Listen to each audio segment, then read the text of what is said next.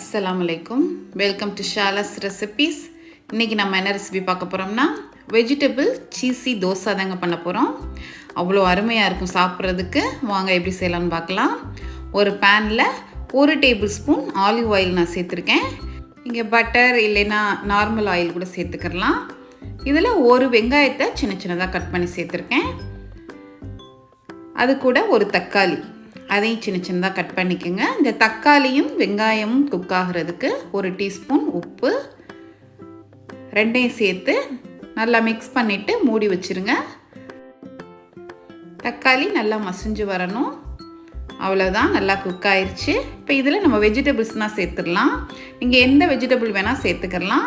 நான் இன்றைக்கி 1/4 cup carrot, 1/4 cup cabbage, 1/4 cup capsicum எல்லாத்தையுமே சேர்த்து நல்லா மிக்ஸ் பண்ணிக்கோங்க. நம்ம ஆல்ரெடி உப்பு இதில் சேர்த்துருக்கனால அதுவே நமக்கு போதும்.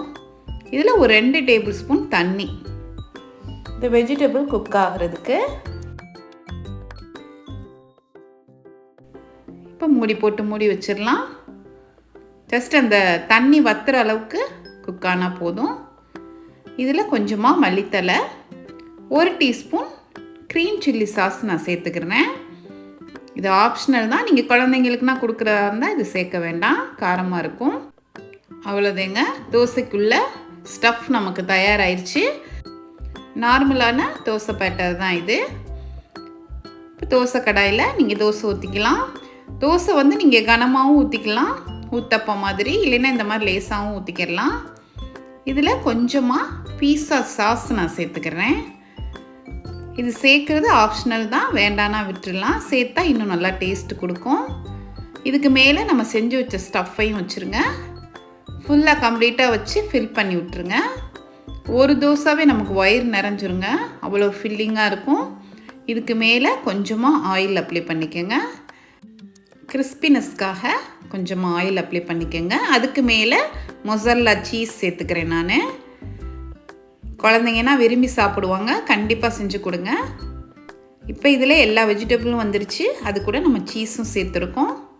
ஒரு 5 மினிட்ஸ் இதை மூடி வச்சு நம்ம எடுத்துட்டோம்னா நல்லா கிறிஸ்பியான வெஜிடபிள் சீஸ் தோசை நமக்கு தயாராகிடுச்சு. இது வந்து நம்ம தக்காளி சட்னி இல்லை டொமேட்டோ சாஸ் எது கூட வேணால் சர்வ் பண்ணலாம், அருமையாக இருக்கும். இல்லை நீங்கள் எதுவுமே இல்லாமல் அப்படியே கூட சாப்பிட்லாம். பாருங்கள் எப்படி இருக்குன்னு சீஸியாக. கண்டிப்பாக ட்ரை பண்ணி பாருங்கள். திரும்ப திரும்ப கேட்டு வாங்கி சாப்பிடுவாங்க, அவ்வளோ அருமையாக இருக்கும். இந்த ரெசிபி உங்களுக்கு பிடிச்சிருந்துச்சுன்னா லைக் பண்ணுங்கள், ஷேர் பண்ணுங்கள், சப்ஸ்கிரைப் பண்ணுங்கள்.